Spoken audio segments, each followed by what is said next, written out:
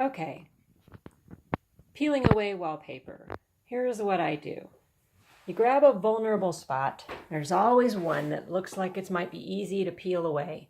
And you kind of pick at it and you try to expose the underlayer here. The part with the pattern on it sort of comes separated from the underlayer.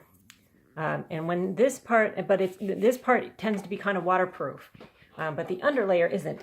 And so once you expose a little of this underlayer, especially if you have a corner like this, because it tends to rip off kind of like this, leaving these sort of jagged edges. And those are your friends, because then the part that's underneath, that's glued to the wall, the glue is vulnerable to the wetness.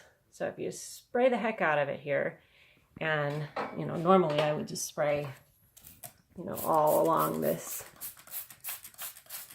edge here, get it nice and wet.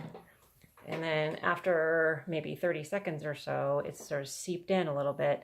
And then you can get either your spackle knife or your fingernail underneath this layer. And then it becomes easier to pull it off. And then you'll notice that what's underneath is really dry still, because the overlayer is really shielding the wall from moisture, as it should, but we will foil it by spraying it some more. And then you just keep doing that. Just keep pulling wet parts of the top layer off. There goes a good chunk of it. And then the underlayer, you can just start scraping away at.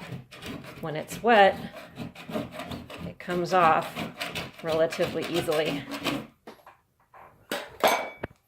So there you have it.